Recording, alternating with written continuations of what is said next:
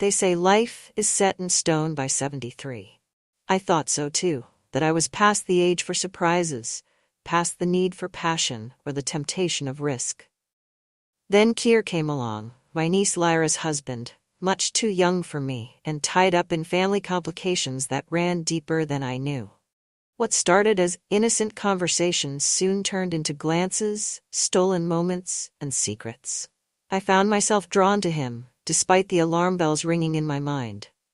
Little did I know, our hidden connection would become the catalyst for revelations and choices that would reshape everything I thought I knew.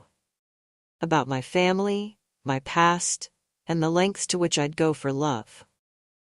I never thought a casual conversation in a crowded art gallery would pull me back to life's throes of passion and risk. I had grown accustomed to the quiet, solitary life of a 73-year-old retired dancer.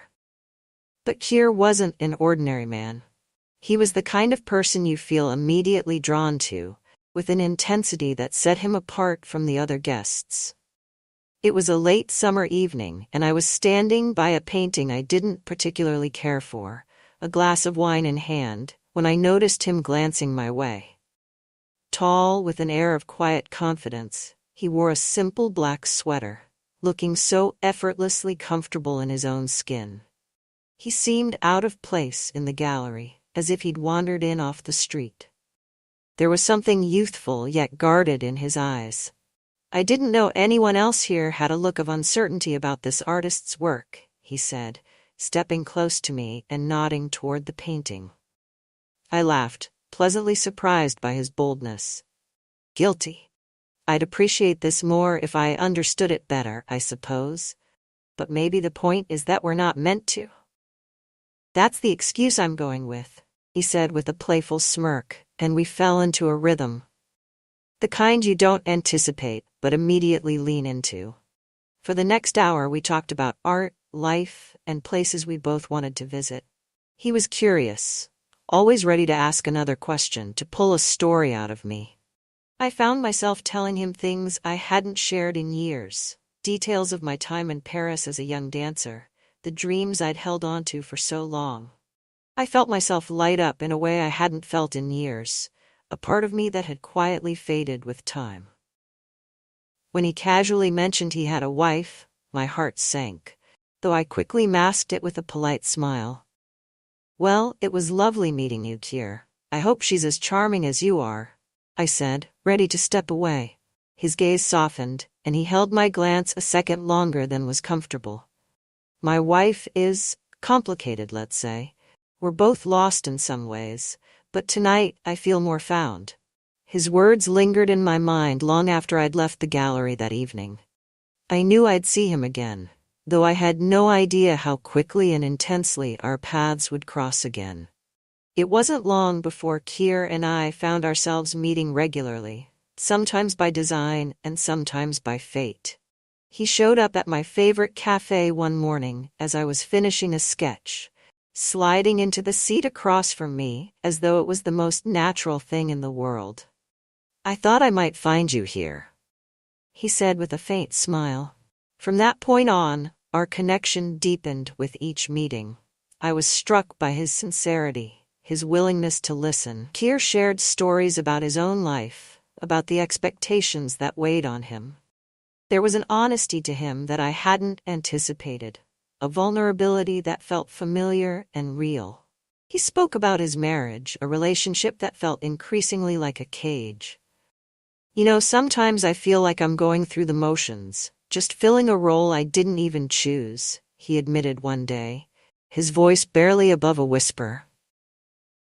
I felt a pang of guilt then, realizing how quickly I was becoming emotionally invested in this man, who was tied to my family, who was in a relationship that had its own struggles. But my mind, caught in the allure of his presence, brushed the guilt aside. I convinced myself we were just two people who understood each other, who had found something in common that was rare and irreplaceable. Yet deep down, I knew I was stepping into dangerous territory. The intensity of our connection was undeniable, and with every conversation, I felt myself slipping further into emotions I knew were forbidden. The delicate balance I'd established with Kier was thrown off entirely the day my niece Lyra arrived unexpectedly on my doorstep. It had been years since we'd spoken, an estrangement that felt both justified and painful. Her mother, my sister Celine, and I had a complicated history, with too many disagreements and too few reconciliations. Lyra had naturally taken her mother's side, leaving me on the outskirts of their lives. Now, there she was, looking both familiar and a stranger, standing in the doorway with a guarded smile. "Aunt Corliss," she said, her voice uncertain. "I wanted to see if we could start over." The bitterness from years of estrangement bubbled up in me, but I forced a smile. "Come in, Lyra. I'd love that." We sat at the kitchen table, exchanging small talk, tiptoeing around anything meaningful. As the conversation stretched, I found myself watching her closely, noticing how different she looked, how tired and uncertain. Eventually, she opened up, admitting that her marriage with Kier wasn't as she'd hoped it would be. "I just feel like we're drifting," she said softly, her eyes fixed on her hands. "He's a wonderful man. But sometimes I wonder if he's really mine." Her words struck a chord of guilt that reverberated through me. I tried to comfort her, giving her advice that felt hollow in my own ears. I couldn't tell her that I knew Kier all too well, or that I was the reason for the distance she felt.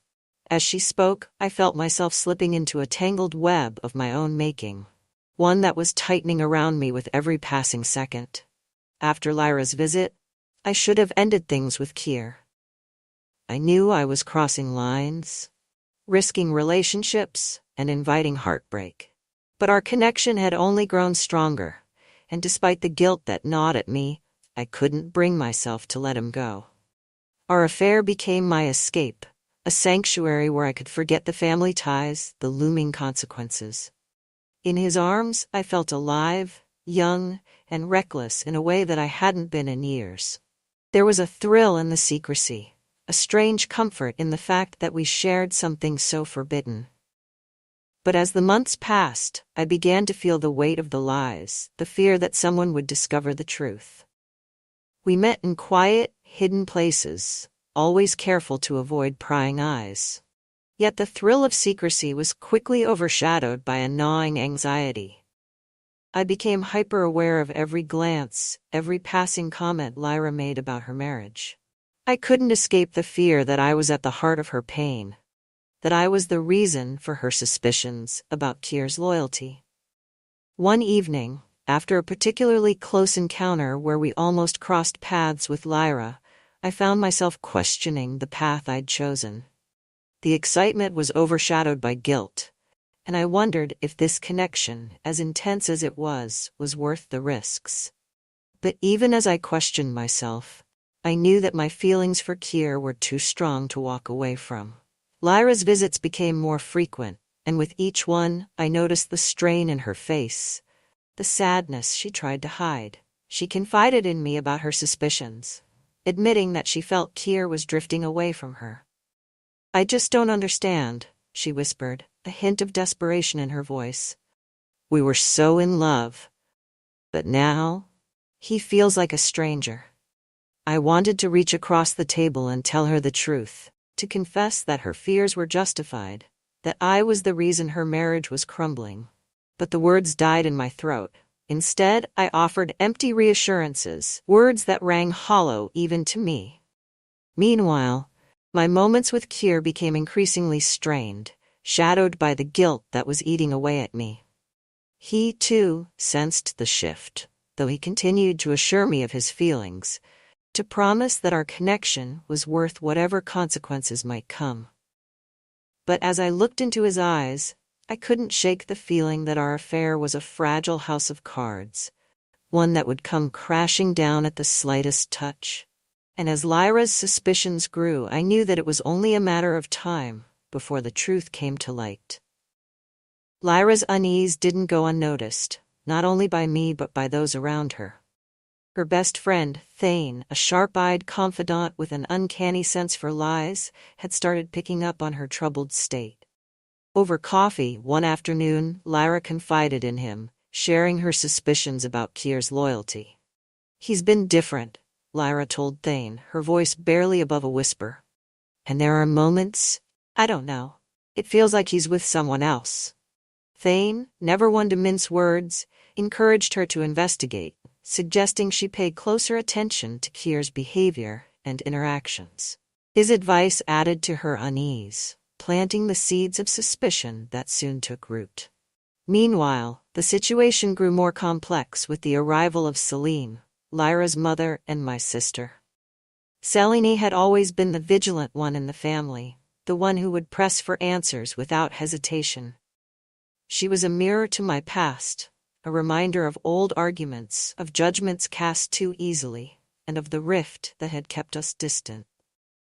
Celine arrived unannounced one evening, her gaze appraising, as if she were searching for cracks in the life I had built. I greeted her as warmly as I could manage, though the tension between us was palpable. As the days went by, I felt her presence casting a shadow over my already fragile connection with Kier, and my nerves stretched thin as I tried to keep the two worlds apart. Celine's questions were subtle but probing, and I sensed that she, too, was noticing the shifts in Lyra's marriage. Her presence added an additional layer of complexity to an already strained web of secrets, and I began to feel the walls closing in. Selene was never one to leave things unquestioned. Her curiosity turned into subtle interrogations, observations that cut close to truths I wasn't ready to reveal. One morning, as we sat in the garden sipping tea, she looked at me with her piercing gaze, her words carefully chosen. "You seem different, Corliss," she remarked. "There's a change in you, something I haven't seen in years." Her comment felt like an accusation disguised as concern, and I forced a smile. "Perhaps I'm just enjoying life more these days, Celine. Retirement has a way of opening one's eyes." She wasn't convinced. "Or maybe you're hiding something." Her words struck like a hammer to my chest, and I felt my carefully constructed composure crack. I quickly excused myself, retreating to my room as panic settled over me. I felt the walls of my world shifting. The hidden spaces where I'd kept Kier and my guilt carefully tucked away were no longer safe. It wasn't just Celine's suspicion that unnerved me. Thane had begun visiting more frequently as well, spending time with Lyra and quietly encouraging her to confront the uncertainties gnawing at her. I felt my paranoia grow, fearing every conversation, every side glance, sensing that everyone around me was piecing together my secrets, bit by bit. That night, I lay awake, grappling with the knowledge that the life I had carefully shielded was fraying, and that soon I would be left with nowhere to hide. One afternoon, as I was leaving a quiet cafe where Kier and I often met, I spotted Lyra across the street. She hadn't noticed me, but the sight of her filled me with a dread that lingered. I realized how close I had come to being discovered, how little it would take for everything to unravel. That evening, I met with Kier, my nerves frayed, my paranoia heightened. "We need to be more careful," I warned him, my voice barely concealing the panic I felt. "If anyone finds out, I can't imagine the consequences." Kier, with his usual calm demeanor, dismissed my concerns with a reassuring smile. "Corliss, no one will find out. We've been careful this far, haven't we?" His confidence both reassured and unsettled me. I couldn't shake the feeling that he wasn't fully grasping the gravity of the situation, the weight of the betrayal that would fall on my shoulders if the truth came to light. But even as I questioned him, I felt the magnetic pull that had kept me bound to him, that irrational desire that seemed to blur all sense of consequence. Later that night, I returned home, only to find Celine waiting for me. She held up a familiar scarf, one that I'd given to Kier as a token of our time together, now left carelessly in my home. Her eyes were cold, a mixture of anger and disappointment that cut through me. "Care to explain this, Corliss?" she asked, her voice laced with accusation. The shock left me momentarily speechless, and I knew there was no escaping her scrutiny.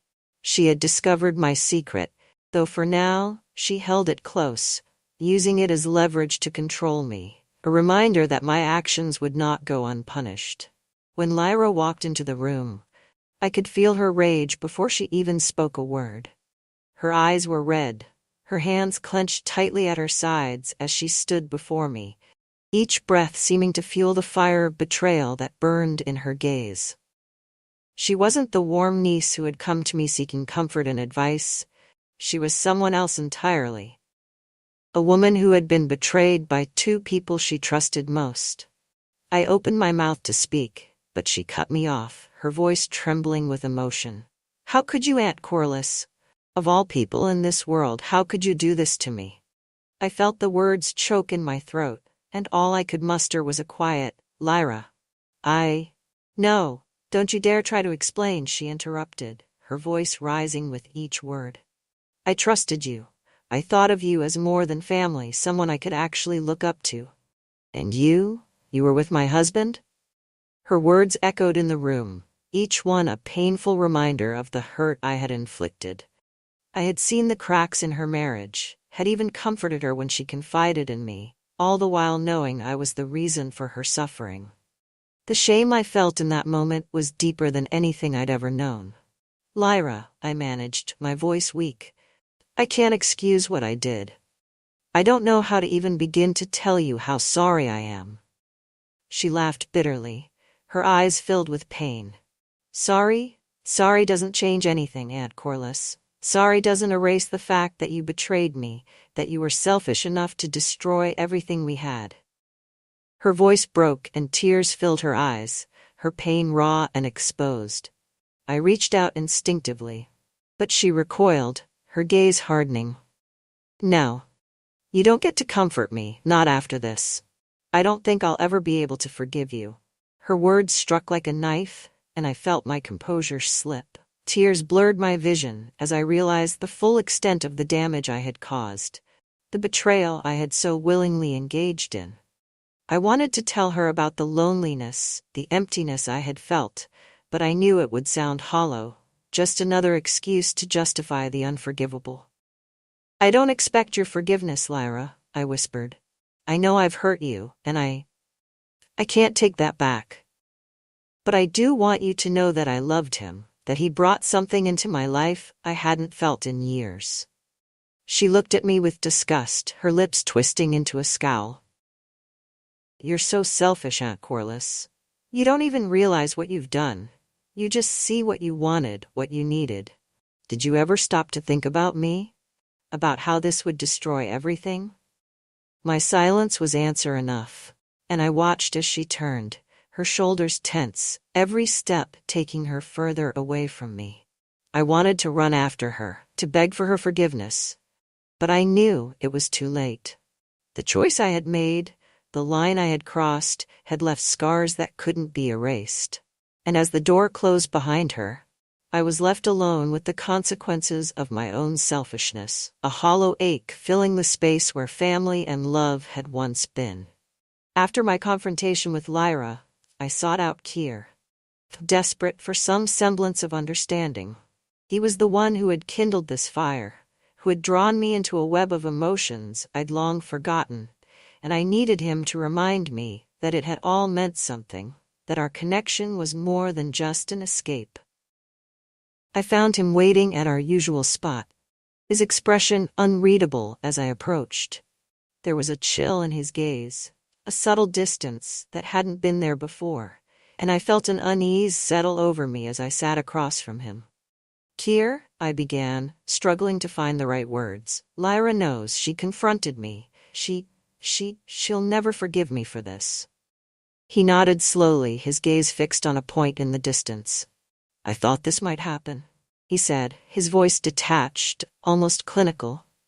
Something about his tone sent a shiver down my spine, and I looked at him more closely, searching for the man I had fallen in love with. But the warmth, the vulnerability that had drawn me to him, seemed to have vanished, replaced by a coldness I didn't recognize. "Kier," I whispered, "I need to know. Did any of this mean anything to you?" He finally met my gaze, his expression guarded. "Corliss, I cared for you. I still do. But we both knew this couldn't last forever. His words felt like a slap, and I struggled to keep my composure. You told me you loved me. You made me believe that we had something real, something worth risking everything for. He sighed, his tone dismissive. I needed something, Corliss. Something outside of the life I was trapped in. You gave me that. And I'm grateful. But that doesn't mean this was some grand romance. We both wanted something, and we found it in each other. That's all. The reality of his words hit me with a force I hadn't expected. I had allowed myself to believe in the fantasy he'd created, had risked my family, my own integrity, for a man who saw me as nothing more than a temporary escape. It was a cruel, harsh truth, one that left me feeling exposed and foolish. Kier, I whispered, my voice barely audible. I thought I meant something to you. He looked at me with something resembling pity, and in that moment I felt my heart break all over again. I'm sorry, Corliss, but you were filling a role in my life just as I filled one in yours. It's over now. We both need to move on. I watched as he stood, his expression unreadable, and walked away without a backward glance. The man I had risked everything for, the love I had fought to keep hidden, had vanished, leaving me alone with the ashes of a romance that had been nothing more than a fleeting illusion. In the days that followed, I felt hollow, as though everything that had once filled me with joy and purpose had been stripped away, leaving only the remnants of a broken heart and a shattered family. The weight of my choices, the betrayal I had so willingly embraced, pressed down on me with a suffocating force, and I knew that I couldn't continue living with the guilt that consumed me. I reached out to Kier one last time, asking to meet so we could say goodbye properly. He agreed, though his response was short, almost indifferent, a stark contrast to the warmth he had once shown me. As I approached him, I felt a mixture of sorrow and resignation, a recognition that the love we had shared was no longer real, that it had been tainted by the lies and secrets we had kept. We stood in silence for a moment, both of us unsure of what to say. I took a deep breath, the words coming slowly, painfully. I'm ending this, Kier. Whatever we had, it's over. It has to be. He nodded, his expression unreadable. I understand. There was no apology, no hint of regret, and I realized then that he had moved on long before I had. The realization hurt, a bitter reminder of the naivety that had led me to believe in something that was never truly mine. We parted without a hug, without even a final look, and as I watched him walk away, I felt a sense of closure, a release from the burden of a love that had left me broken. It was a painful goodbye, one that marked the end of a chapter I knew I would carry with me forever, a scar that would never fully heal. With Kier gone, I knew that my next step was to face the damage I had done to my family, to somehow make amends for the betrayal I had inflicted on those I loved. My first attempt was with Lyra, though I knew it would be a difficult and painful process. She had every reason to hate me, to never forgive me, and I understood that I would have to earn back the trust I had shattered. When I finally worked up the courage to reach out, she agreed to meet with me. Though her expression was guarded, her eyes filled with a pain that spoke to the depth of her betrayal. We sat in silence for a long moment, each of us gathering the courage to speak. Lyra, I began, my voice trembling, I don't expect you to forgive me. I know what I did was wrong, that I betrayed you in the worst way possible.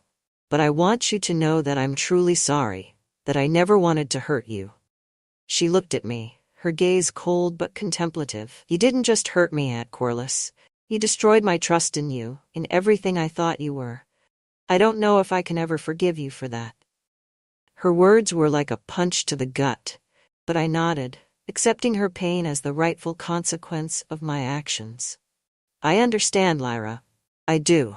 But if there's any way I can make things right, any way I can help you heal, I'll do it. I'll do whatever it takes. She studied me for a moment, her expression softening just a fraction.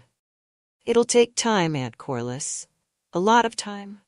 I nodded, grateful for even the smallest hint of forgiveness, a sliver of hope that one day we might find a way to rebuild what I had broken.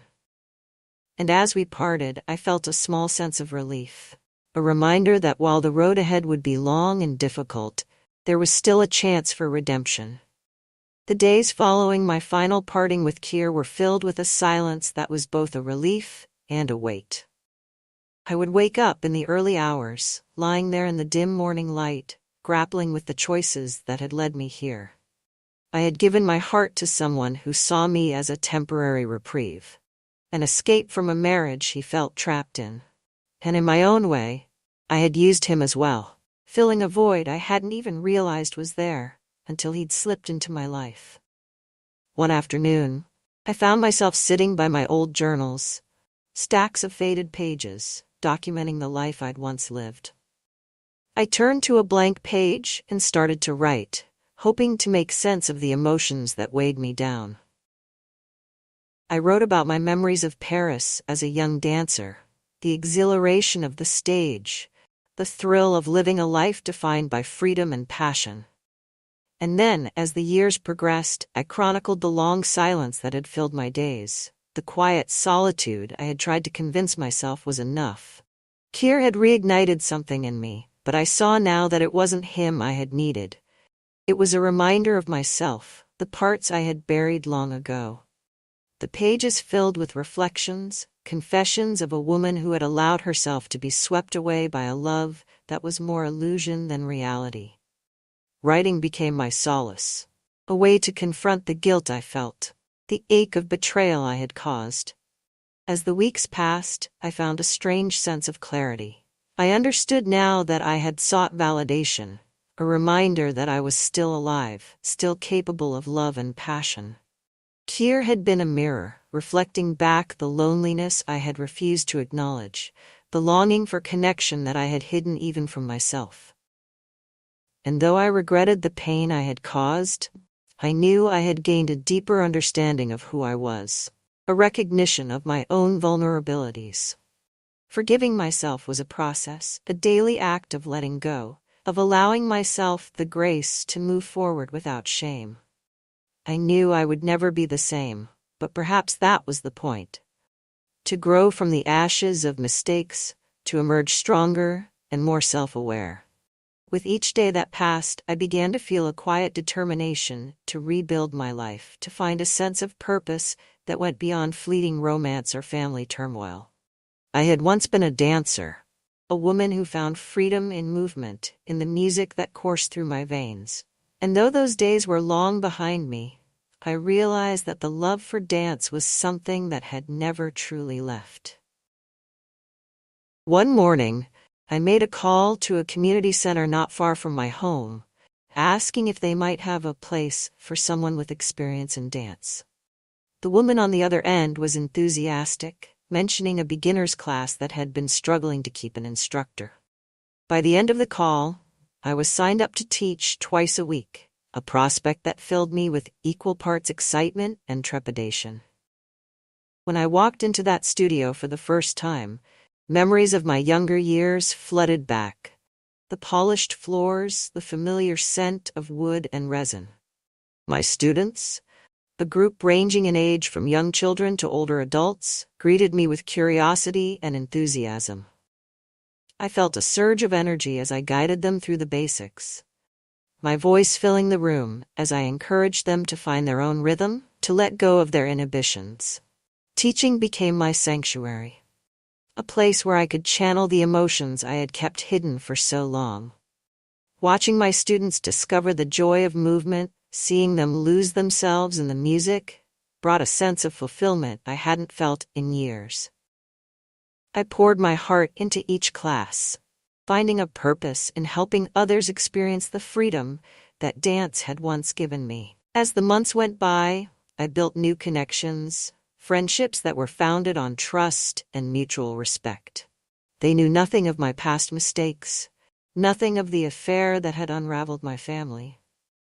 In the studio, I was simply Corliss, their teacher, a woman who loved dance and who was passionate about sharing that love with others. In those moments, I found a sense of peace, a knowledge that I could create something meaningful from the wreckage, that I could redefine my life on my own terms. Time, I had learned, was a quiet healer. In the months that followed, I felt the edges of my pain soften, the memories of my mistakes settling into the background as I rebuilt my life. My relationship with Lyra remained fragile, a delicate thread that we were both careful not to strain. But there was a quiet understanding between us now, a willingness to move forward, even if forgiveness was still a distant goal. One evening, I received an invitation to a family gathering, an event I hadn't attended in years, the thought of which filled me with both hope and apprehension. I dressed carefully that night, taking a moment to study my reflection, to see myself as I was now, a woman who had made mistakes, who had loved and lost, but who was finally finding her way. As I walked into the gathering, I was greeted with warm smiles and tentative hugs, each familiar face a reminder of the family I had distanced myself from. I felt a mixture of nostalgia and gratitude, a recognition that despite the mistakes and misunderstandings, these were the people who had been with me through every stage of my life. Lyra approached me quietly, her expression soft, and for a moment we stood in silence, each of us uncertain of what to say. Finally, she reached out, her hand resting on my arm, a simple gesture that spoke of reconciliation, of a bond that was healing, even if it was scarred. "I'm glad you came," she said softly, a hint of warmth in her voice. I smiled, feeling a swell of emotion. "Thank you, Lyra, for everything." As the night went on, I found myself immersed in conversations, laughter, memories that were both painful and beautiful. There was a sense of closure, a knowledge that I had come full circle, returning to the family I had once pushed away in pursuit of a fleeting love. I knew that there would be more moments of difficulty, that forgiveness was not a destination, but a journey, one that I would continue to walk each day. When I left that night, I felt lighter, a sense of peace that filled the empty spaces where regret had once lingered. I looked up at the stars, their light soft and distant, a reminder that life, despite its mistakes and heartaches, held beauty and promise. And as I walked home, I felt a renewed sense of purpose, a quiet strength that told me I could face whatever lay ahead.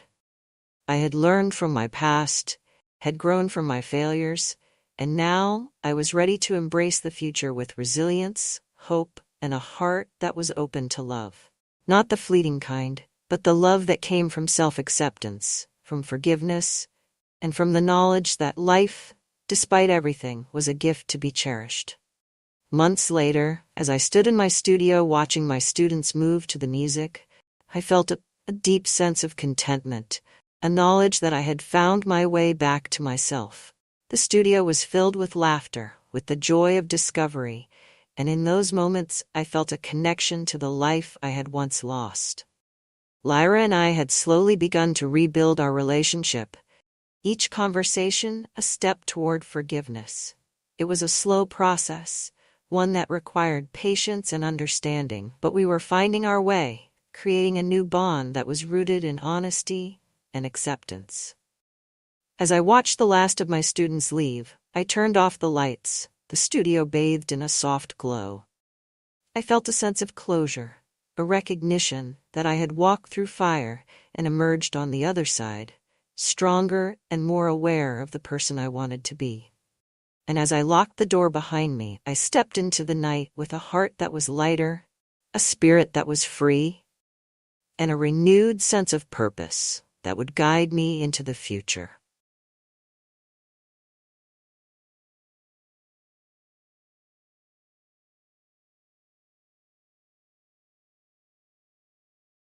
I never thought something as simple as decorating a Christmas tree could lead to the unraveling of my life. It was just one evening, one quiet moment during the holidays. The house smelled like pine and cinnamon, and the glow of the fireplace flickered softly against the walls.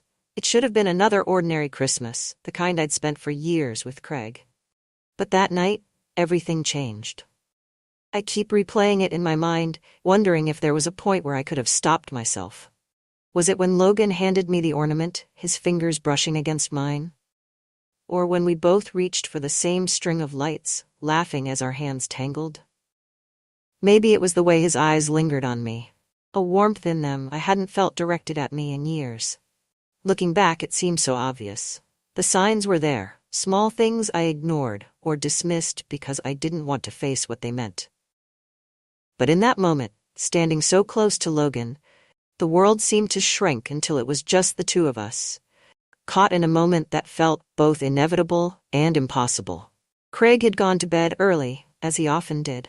The years had dulled his energy, and by 9 o'clock he was usually snoring in the bedroom while I stayed up alone. That night, Logan and I stayed behind to finish decorating the tree. The fire crackled, casting shadows across the room, and the soft hum of a Christmas song played in the background. It wasn't planned. I didn't go into that room thinking I'd cross a line I could never uncross. But as the hours stretched on, as the ornaments found their places and the wine flowed a little too freely, something shifted. I still don't know what it was exactly. Maybe it was the way Logan looked at me, not just as his stepmother but as a woman, someone who had been invisible for far too long. Or maybe it was the way I felt around him, alive, seen, wanted. It wasn't supposed to happen, but it did. One moment we were standing too close, our hands brushing as we reached for the same ornament. The next, the air between us felt heavy, charged with something unspoken but undeniable. I should have stopped it. I should have stepped back, laughed it off, gone to bed and left the moment behind. But I didn't. I've spent countless nights since then trying to make sense of what happened. Was it loneliness? Desire? A simple mistake? Whatever it was, it set off a chain of events that I couldn't control. Now, every Christmas, when I see a tree lit up with ornaments and lights, I think of that night. I think of Logan, of what we shared, and of how one innocent moment turned into something I can never forget. The holiday season has a way of masking what's broken, wrapping it in tinsel and twinkling lights until it almost looks whole again. That's what I was counting on. Christmas had always been my favorite time of year, a season that reminded me of better days. But even the most beautiful decorations couldn't hide the cracks in my life. Craig and I had been married for 15 years. When I first met him, he swept me off my feet with his quiet strength and the stability I craved after my divorce. But over time, that stability began to feel like complacency. Craig was a good man, but our marriage had grown stale. We lived in the same house, shared the same space, but it felt like we were on opposite sides of a wall we didn't know how to break through. Most nights, he fell asleep in his recliner, with the TV droning in the background. The spark that once lit up our relationship had faded into something lukewarm, comfortable, but uninspiring. I told myself this was just how marriages evolve, that I should be grateful for what we had. But gratitude didn't fill the emptiness. Then Logan came home. Logan, Craig's son from his first marriage, hadn't lived with us since he was a teenager. When Craig and I married, Logan was already 18 and eager to leave home. I only saw him during the occasional holiday visit or brief family gathering, and even then he kept his distance. At 28, Logan was no longer the boy I remembered. He'd grown into a man, confident, self-assured, with a quiet intensity that made it impossible to ignore him. He had been working as a graphic designer in the city, but when his company downsized, he decided to take a break and come back to our small town for the holidays. "It's just temporary," he told Craig over the phone. "I'll be gone by January." Craig welcomed him home without hesitation, eager for the chance to reconnect with his son. For me, Logan's return was both a surprise and a challenge. I hadn't expected him to stay in our guest room for a month, and I certainly hadn't expected the way his presence would disrupt the routine I'd come to rely on. From the moment he arrived, Logan brought a new energy to the house. He wasn't loud or overbearing, but he had a way of filling the space around him, drawing attention without trying. He was thoughtful, quick-witted, and surprisingly kind, noticing things that Craig often overlooked. "You're really going all out this year," Logan said one evening as he watched me hang garlands along the staircase. "It's tradition," I replied, shrugging. "I like to make the house feel festive." He smiled, his eyes warm. You do a good job of it. It's nice to come back to something that feels like home. His words caught me off guard. I wasn't used to compliments anymore. Not ones that felt sincere. The days leading up to Christmas were busy, filled with the usual hustle and bustle. Craig spent most of his time running errands or catching up with friends, leaving Logan and me to handle the decorations. I threw myself into the work, determined to make everything perfect. Logan was surprisingly helpful, unpacking boxes of ornaments, untangling strings of lights, and even climbing onto the roof to hang the outdoor decorations. We worked side by side, and though the tasks were mundane, they felt lighter with him there. One afternoon, while sorting through a box of old ornaments, we stumbled across a dusty ceramic angel with one wing chipped. "I remember this," Logan said, holding it up. "Mom loved this angel." I paused, unsure how to respond. Logan's mother was a subject we rarely discussed, a ghost who lingered in the background of our family. "She said it brought good luck," he continued, smiling wistfully. "Do you think that's true?" I hesitated. "Maybe it brought her comfort. Sometimes that's all we need." He nodded, placing the angel carefully on the mantel. As the days passed, I found myself noticing things about Logan I hadn't before. The way his smile lit up a room, the way his voice softened when he spoke to me. It wasn't just that he was attractive, though he was. It was the way he made me feel, seen, appreciated, like I mattered in a way I hadn't felt in years. I told myself I was imagining it, that I was reading too much into his gestures and words. But there were moments that made me question everything. Like the time we reached for the same strand of lights, our hands brushing against each other, or the way his gaze lingered on me when he thought I wasn't looking. I felt a spark I hadn't felt in years, and it terrified me. The Christmas tree was always the centerpiece of our holiday decorations, and this year was no exception.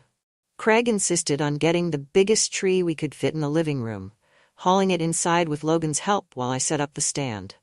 By the time the tree was in place, Craig was ready to call it a night. "You two can handle the decorations," he said, yawning. "I'm beat." Logan and I exchanged a look, both smiling at Craig's predictability. "Good night," I said as he headed upstairs, leaving us alone in the glow of the fireplace. We worked together in silence at first, hanging ornaments and stringing lights. The fire crackled softly, and a light snow began to fall outside, the flakes visible through the large window behind the tree. "This reminds me of when I was a kid," Logan said, breaking the silence. "Decorating the tree?"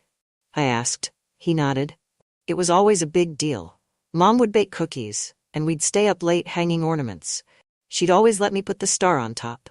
I smiled. "Sounds like a nice tradition." "It was," he said, his voice quieter now. "I didn't think I'd miss it, but being here, it's nice." His words stirred something in me, a warmth I hadn't felt in years. The evening wore on, and the space between us seemed to shrink with every ornament we hung. We laughed at old memories, shared stories, and for a moment I forgot about the weight of my marriage, the years of feeling unseen. Logan handed me a glass ornament shaped like a snowflake, his fingers brushing mine as he passed it over. The touch was brief but electric, sending a shiver through me. "You okay?" he asked, his tone soft. "Yeah," I said quickly, avoiding his gaze. But I wasn't okay. Something was shifting between us, something I didn't understand but couldn't ignore. The tree was nearly finished when Logan climbed the ladder to place the star on top. As he reached up, the ladder wobbled slightly, and I instinctively reached out to steady it. "Careful," I said, my voice tight. He laughed, glancing down at me. "I've got it." When he stepped down, we were standing close. Too close. I could feel the heat of his body, the scent of pine, and something faintly citrusy clinging to him. For a moment, neither of us moved. "Julianne," he said softly, his voice barely above a whisper. I looked up at him, my heart racing. "Logan, I—" The words caught in my throat, the air between us heavy with something unspoken. The night had taken on a dreamlike quality, the living room illuminated by the soft glow of the Christmas tree. Ornaments shimmered like tiny jewels, and the fire crackled warmly, casting flickering shadows on the walls. Logan stood close, his height towering over me, and for a moment the world outside ceased to exist. "I should put the rest of these away," I said, gesturing to the box of leftover ornaments. My voice sounded strained, unconvincing even to myself.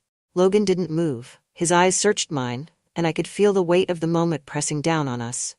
"You don't have to keep running, Julianne," he said softly, his tone almost teasing, but with an edge of seriousness. "I'm not running," I said, though the tremble in my hands betrayed me. "You are." He leaned against the back of the couch, folding his arms. "I've seen it ever since I got here. The way you keep yourself busy, always finding something to do, but you never stop." His words hit too close to home, stirring something I wasn't ready to confront. I busied myself with the ornaments, pretending to organize them even though they didn't need it. "Why do you care?" I asked, trying to sound indifferent. Logan hesitated, then stepped closer. "Because I see you, Julianne," he said, his voice quieter now. "And I don't think anyone else does." My breath caught in my chest. It wasn't the words themselves, but the sincerity behind them. I hadn't been seen, not really seen in years. Craig loved me in his way, but his attention was fleeting, his focus always elsewhere. And now here was Logan, standing before me, saying the words I hadn't even realized I needed to hear. I tried to brush past him, the box of ornaments clutched tightly in my hands, but Logan caught my wrist gently. "Wait," he said, his touch warm and firm. I froze, my heart pounding in my chest. "Talk to me," he urged. "Tell me what's really going on." "There's nothing to talk about," I said quickly, refusing to meet his gaze. "That's not true," he replied, stepping closer. "You're not happy. I see it every time you look at him, every time you try to fill the silence with something else." "Logan, this isn't your concern," I said, my voice trembling. "Maybe not," he said, his voice low, "but I can't ignore it. I can't ignore you." His words hung in the air, heavy and unspoken. I felt the tension between us like a taut wire, ready to snap. I should have walked away. I should have told him to stop. But instead, I stood there, my feet rooted to the floor, my mind swirling with emotions I couldn't control. It happened so quickly, yet it felt inevitable. One moment, we were standing too close, his hand still lightly holding my wrist. The next, his lips were on mine, soft and searching. For a heartbeat, I didn't move, too stunned to process what was happening. But then something inside me broke free. The part of me that had been longing for connection, for passion, for someone to make me feel alive again. I kissed him back. The box of ornaments slipped from my hands, forgotten, as I reached up to touch his face. His hands moved to my waist, pulling me closer, and for a moment the only thing that existed was him, the warmth of his touch, the intensity of his gaze, the way he made me feel like the only person in the world. But then reality crashed down around me. I pulled away, my breathing unsteady, and took a step back. "Logan, we can't do this," I said, my voice shaking. "Why not?" he asked, his tone steady but filled with emotion. "Because it's wrong," I said, shaking my head. "You're Craig's son. I'm his wife. This, whatever this is, it can't happen." Logan looked at me, his eyes filled with something I couldn't quite name. Determination, perhaps, or maybe defiance. "You think I don't know that?" he said quietly. "But tell me this, did it feel wrong to you?" I didn't answer. I couldn't. I fled to the kitchen, my hands trembling as I leaned against the counter. My mind raced, replaying the kiss over and over again. What had I done? How had I let it get this far? Logan didn't follow me, and for that, I was grateful. I needed space to think, to breathe, to figure out how to fix what had just happened. But even as the guilt settled over me like a heavy weight, I couldn't ignore the other feeling. The way my heart had leapt when he kissed me. The way I'd felt alive in a way I hadn't in years. I stayed up late that night, unable to sleep. Craig was snoring softly in the bedroom, oblivious to the chaos that had unfolded downstairs. I sat by the fire, staring at the flames, wondering what I was going to do. When Logan finally came downstairs, he didn't say anything. He simply sat in the armchair across from me, his presence a quiet reminder of what had happened. "Are you okay?" he asked after a long silence. "I don't know," I admitted, my voice barely above a whisper. Logan leaned forward, his elbows resting on his knees. "Julianne, I'm sorry if I crossed a line. I didn't mean to." "You didn't," I interrupted, surprising even myself. "It's not your fault, Logan. I should have stopped it before it started." He nodded slowly, his expression unreadable. "Do you regret it?" I hesitated, the question cutting deeper than I expected. "I don't know," I said finally. "I don't know what to feel right now." We didn't talk about the kiss after that night, but the air between us was different. Every glance, every touch, felt charged with an energy I couldn't ignore. I told myself it was a one-time mistake, something we could both move past. But deep down, I knew that wasn't true. The next morning, as we decorated the rest of the house, Logan caught my eye and smiled. It was a small gesture, subtle enough that Craig wouldn't notice, but it sent a thrill through me nonetheless. I knew I was playing with fire. I knew this was dangerous, reckless, and wrong. But for the first time in years, I felt something I couldn't ignore. And I wasn't sure I wanted to. I thought the kiss by the Christmas tree would be the end of it, a mistake, a moment of weakness we'd both regret but move past. But the days that followed proved me wrong. Logan and I didn't talk about it, but the silence between us was anything but empty. Every glance held a secret. Every touch lingered too long, and every word carried an unspoken weight. Craig, oblivious to the shift in the air, spent his days running errands or holed up in his office. He was finalizing plans for a fishing trip in January, a tradition he looked forward to every year. "You and Logan have everything under control here," he'd said with a laugh, completely unaware of the chaos simmering beneath the surface. I hated myself for the way I felt when Craig left us alone. But I couldn't deny the thrill that came with Logan's presence. The way his gaze followed me when he thought no one was looking. The way his voice softened whenever he spoke my name. It was the morning after our kiss first crack appeared in my resolve. I was in the kitchen, rolling out dough for Christmas cookies, trying to focus on anything but the memory of Logan's lips on mine.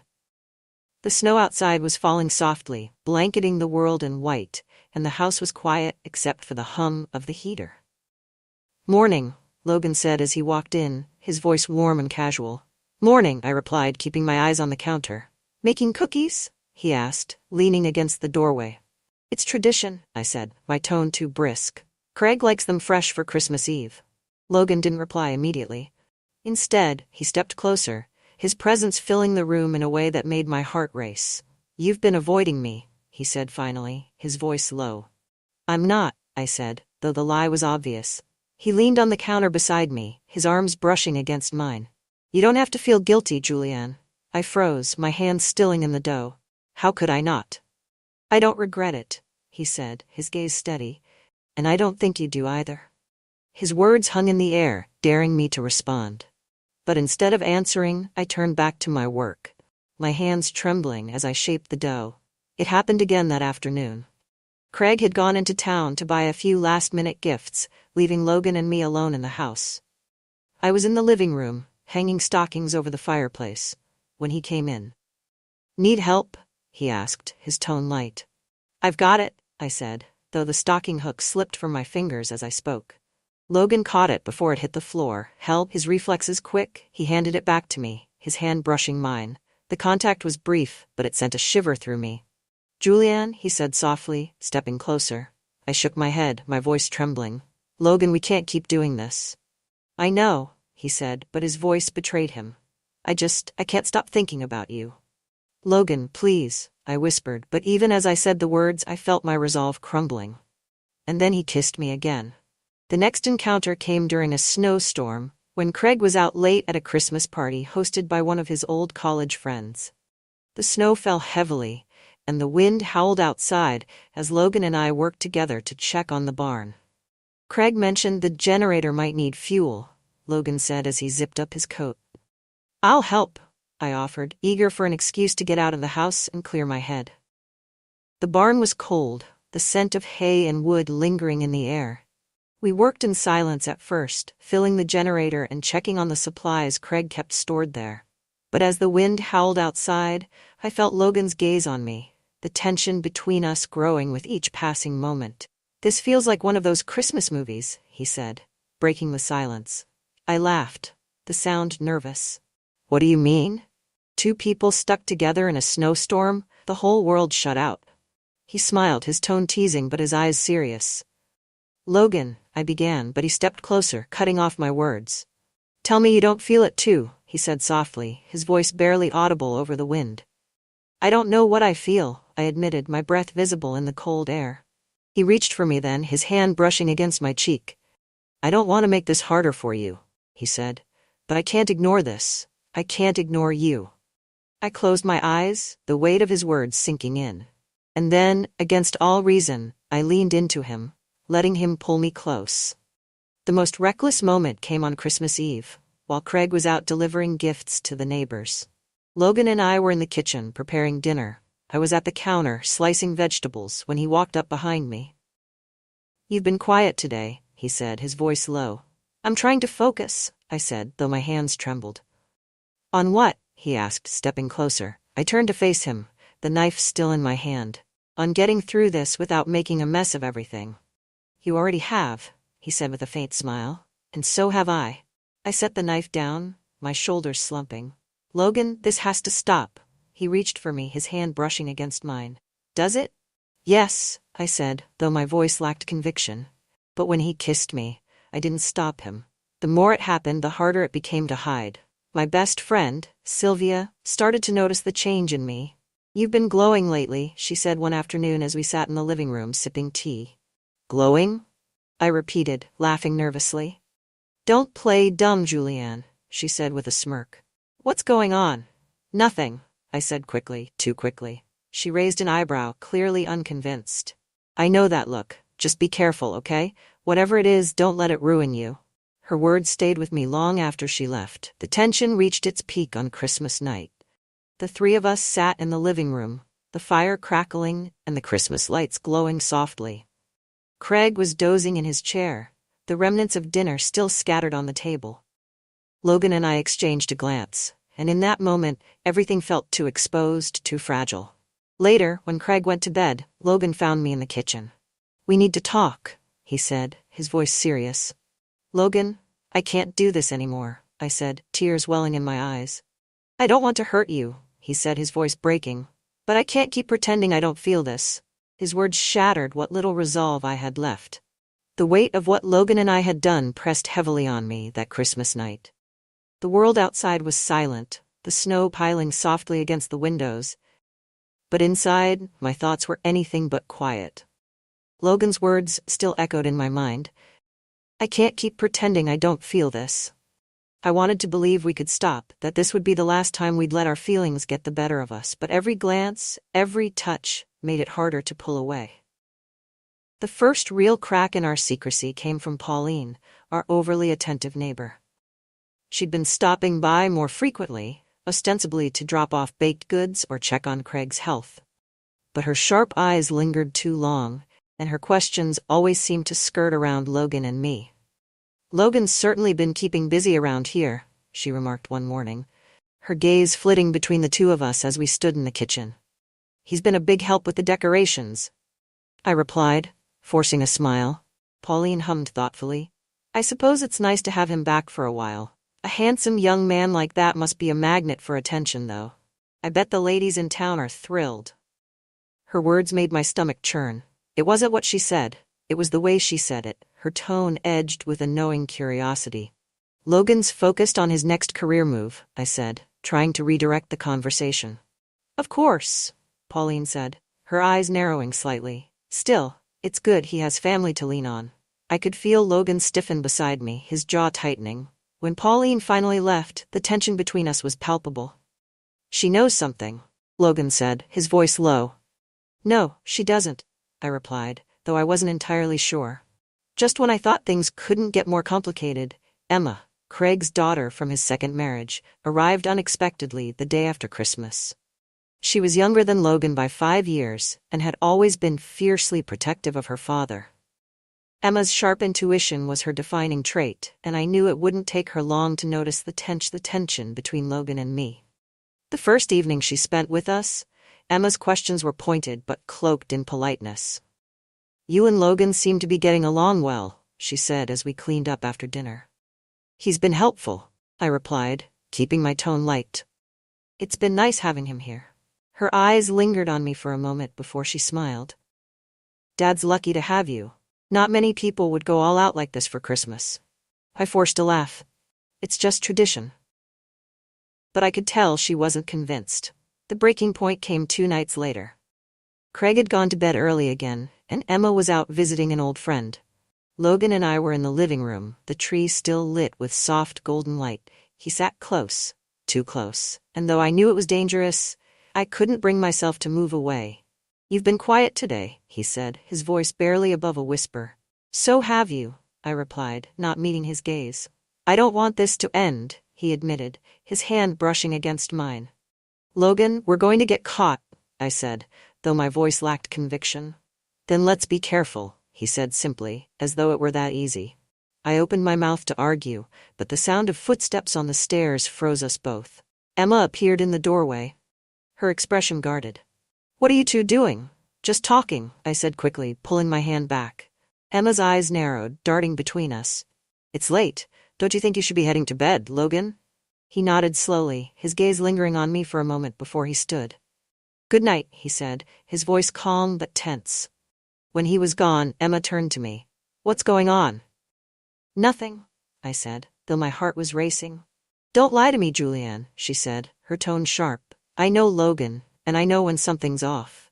If you're doing anything to hurt my dad—" "I'm not," I interrupted, my voice trembling. "Emma, you're reading too much into this." Her eyes stayed on me for a long moment before she finally nodded. "I hope you're right."